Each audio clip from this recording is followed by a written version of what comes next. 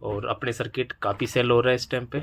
और एक से एक बढ़ के सेट जो बोर्ड होते हैं मेरे पास वो आते रहते हैं। मैं खुद डिज़ाइन करता हूँ बोर्डों को, फिर मैं बना के सेल करता हूँ। ठीक है, तो मैं आज इस बोर्ड के ऊपर बात करूँगा, क्योंकि इस बोर्ड की मेरे पास लॉन्ग वीडियो नहीं है, शॉर्ट वीडियो चल रही है यूट्यूब के अंदर। तो काफ़ी दिनों के बाद मैं वीडियो डाल रहा हूँ, क्योंकि टाइम नहीं मिल पाता है, काम इतना है। ठीक है, और तो मैं इस बोर्ड के बारे में बताना चाहता हूँ आपको। सबसे पहले मैं कनेक्शन समझा देता हूँ आपको कि कनेक्शन बोर्ड लेने के बाद कनेक्शन कैसे होता है और कैसे इसका कनेक्शन किया जाता है। ठीक है, जिस भाई लेते हैं, जो नए बंदे होते हैं, उसको समझ में नहीं आती है कि कनेक्शन कैसे करें। ठीक है, तो सबसे पहले इसके अंदर होता क्या है कि ये जो बी प्लस है, ये सब प्लस को लगता है। जैसे हमारा कन्वर्टर हो या ट्रांसफार्मर हो, जो डीसी सप्लाई होती है ना, वहाँ पर प्लस कनेक्ट होगा। ठीक है, और यहाँ पर माइनस कनेक्ट होगा, माइनस। ठीक है, और इस पिन पे ग्राउंड कनेक्ट होगा। ग्राउंड ये भी ले सकते हो, ग्राउंड ये भी ले सकते हो, दोनों सेम है, अंदर से सेम है। ठीक है, तो कई मेरे पास कस्टमर ऐसे भी हैं, वो फ़ोन करके व्हाट्सएप पे फ़ोटो डाल के इसको ऐसे पूछते हैं कि सर हम ग्राउंड इस पे लगाए किस पे लगाए। ठीक है, तो भाई मैं समझा देता हूँ आपको कि ग्राउंड दोनों सेम ही होते हैं। जहाँ पर ग्राउंड आ गया वो एक ही होता है, कितना भी ग्राउंड हो एक ही होता है। ठीक है, 3 पिन हो चाहे 4 पिन हो। और ये इस प्रकार का प्लस है। ठीक है, जो मैंने इस पर लिखा है इस प्रकार का प्लस है, ये यहाँ से ले सकते हो इस प्रकार का वायर दोनों। इसको ग्राउंड लगा दो, इसको प्लस इसको माइनस। ठीक है, दूसरी बात होती है कि हमारा 2153 का बोर्ड है। ठीक है, यहाँ पर IR 2153 लिखा है उसके ऊपर, और यहाँ पर IR 2104 भी आप लगा सकते हो, काम कर जाएगी। ठीक है, आराम से काम करेगी, कोई दिक्कत वाली बात नहीं है। फिर तीसरा इसका कनेक्शन पूछते हैं भाई, ये दूसरा कनेक्शन पूछते हैं, ये 3 पिन का कनेक्टर क्या काम का है और 2 पिन का क्या। तो होता है ऐसा है कि यहाँ पर तो इनपुट जाएगा, हमारा जो बेस टेबल से आउटपुट निकलता है, बेस टेबल से आउटपुट निकलेगा वो इसमें कनेक्ट होगा। ठीक है, ये इसमें 2 पिन है, तो ये मोनो एम्पलीफायर तो 2 पिन कनेक्ट होंगे, एक तो ग्राउंड की होगी और एक हमारा लेफ्ट या राइट की हो सकती है। ठीक है, तो यहाँ पर इनपुट कनेक्ट होगा, और यहाँ पर हम मास्टर वॉल्यूम लगाते हैं, उसका कनेक्टर है। तो कोई तो इसके अंदर से कनेक्शन कर लेता है, कोई कनेक्शन नहीं कर पाता है। इसके अंदर करता क्या है कि हाँ, इसके अंदर हम शॉर्ट करके देते हैं दोनों पिनों को। जय भाई अगर यहाँ से कनेक्शन करना चाहता है वो शॉर्ट को उठा लेते हैं यहाँ से। ठीक है, जो पिन शॉर्ट हो रही है उसको सही कर लेता है, और यहाँ पर आपको तीनों वायर लगा सकते हो आराम से, उससे हमारी आवाज़ कम तेज़ हो जाएगी, कोई प्रॉब्लम नहीं आएगी। ठीक है, पहले का जो क्लास डी में 2153 का जो बोर्ड था उसमें ट्रेबल कम थी, वो ट्रेबल हमने इसके अंदर बढ़ा दी है इंडक्टर कोल की वजह से, कोई दिक्कत नहीं आएगी। ठीक है, ट्रेबल ज़्यादा आती है इस बोर्ड के अंदर, और आवाज़ भी काफ़ी बढ़िया आती है। 70 माइक्रोन की पीसीबी है, सारे कैपेसिटर कैल्ट्रॉन के हैं। मेन कैपेसिटर जो आईसीयू को वर्किंग में लेके चलते हैं, वर्किंग कराते हैं, जो आईसीयू को किसी भी वोल्टेज का प्रकार का कोई प्रॉब्लम नहीं आए, तो उसका हमने वोल्टेज के लिए सारे कनेक्शन हमने सारे कंडेंसर मैंने कैल्ट्रॉन का यूज किया है। जब क्लास डी में सबसे बड़ी होती है फ्रीक्वेंसी चलती है इसके अंदर। ठीक है, तो फ्रीक्वेंसी 102 पीएफ के हिसाब से चलती है। ये 102 पीएफ लग रहा है पोलोस्टर वाला। ठीक है, ये बॉक्स टाइप है 102, तो इनके हिसाब से की फ्रीक्वेंसी चलती है।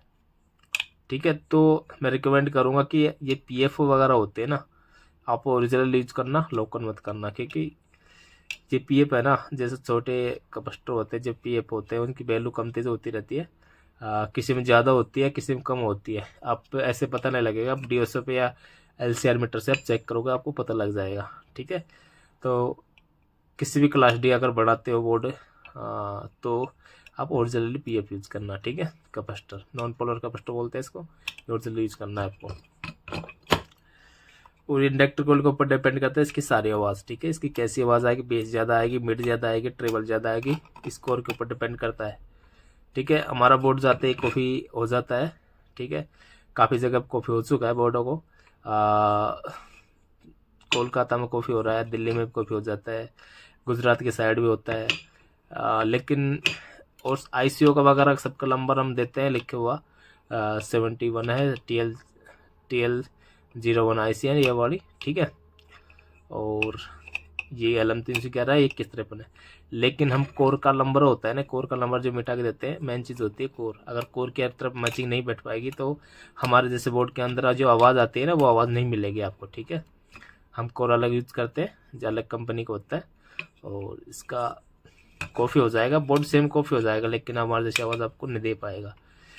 मेरे पास से मैं खुद मैन्युफैक्चर हूँ, अगर मेरे से बोर्ड खरीदोगे तो आपको सस्ता पड़ेगा, काफ़ी सस्ता पड़ेगा, और होलसेल में आपको ऑर्डर देना पड़ेगा, ठीक है। ले सकते हो सिंगल पीस के लेके टेस्ट कर सकते हो, उसके बाद में आपको काफ़ी सस्ता बोर्ड मिल जाएगा, ठीक है, क्वांटिटी के अंदर। और ये कन्वर्टर है, ठीक है, इसको मैं बनाता हूँ 50-0-50 लेके 55-0-55 तक, ठीक है। किसी इंडक्टर कॉल की कैपेसिटी तो नहीं है, इतने से ज़्यादा वोल्ट बनाएंगे कि वो 90-0-90 का बना के देख रहा है, यूट्यूब पर डाल रखी है भाई ने कि 70-0-70 का बना रहा है। भाई कोर की कैपेसिटी नहीं होती इतनी, जब उसको 90-0-90 का बन भी जाएगा, लेकिन वोल्टेज ड्रॉप हो जाएंगे। अगर 90-0-90 का अपना बना दिया, ठीक है। इसके जो सेकेंडरी के जो वायर होता है ना, देखो प्राइमरी के तो वही टर्न रहते हैं, सब लगाते हैं, कोई 4 लगाता है, कोई 6 लगाता है, कोई 5 लगाता है, ठीक है, चल जाता है काम।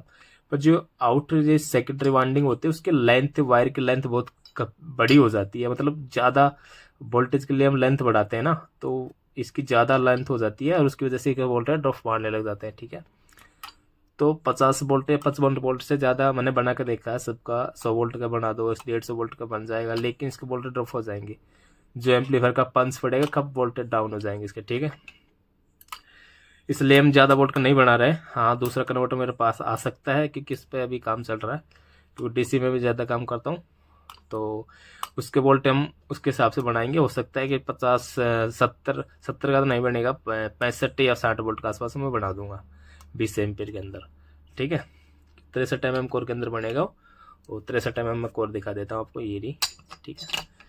तो ये 50 mm है, ये 63 mm है, ठीक है, फ्राइड कोर है। तो ये 55-0-55 15 तक का आराम से हमको लोड देता है मैक्सिमम, ठीक है। और देखो, जैसे 35-25 का सर्किट होता है, उसमें ये ट्रांजिस्टर नहीं होते हैं, ठीक है। कि मैंने देखा है कि मेरे जो कन्वर्टर होता है, तो उसके अंदर ही 6 ट्रांजिस्टर में लगा के देता हूँ।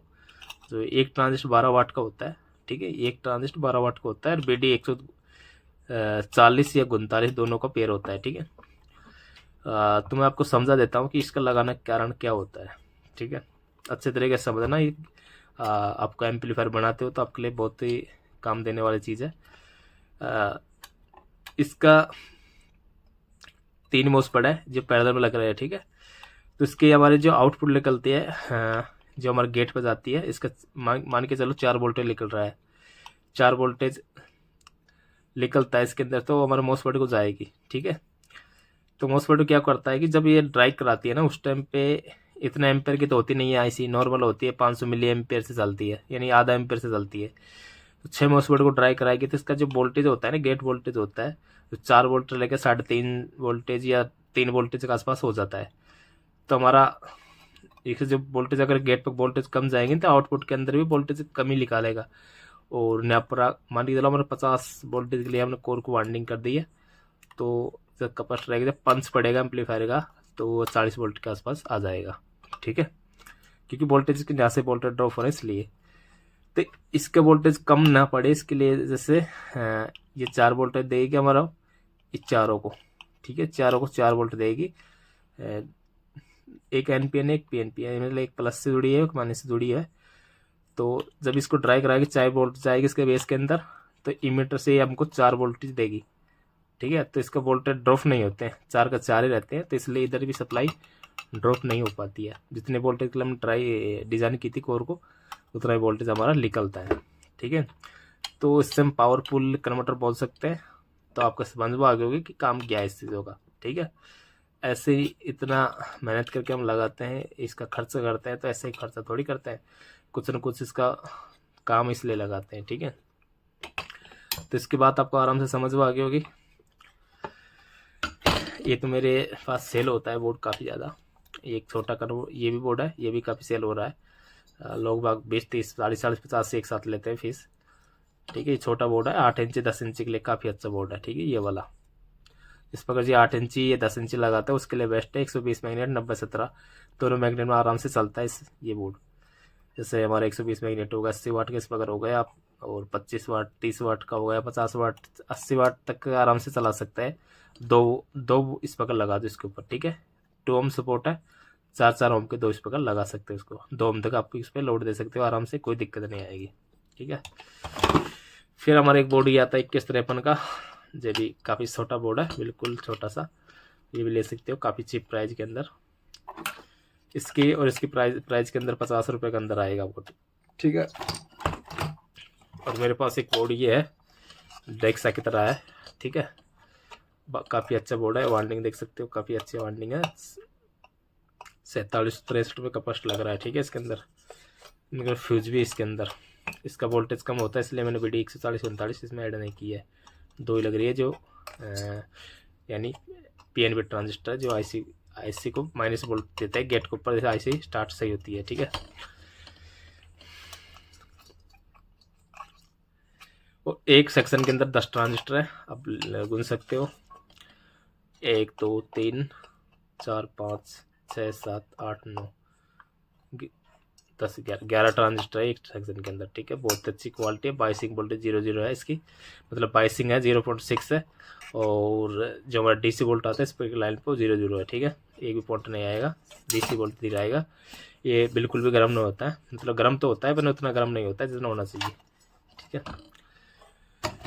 तो काफ़ी बोर्ड मैंने दिखा दिया आपको, बहुत दिनों के बाद मैं वीडियो डाल रहा हूँ, तो लाइक करके जाना वीडियो को। मिलते हैं हम नेक्स्ट वीडियो के अंदर।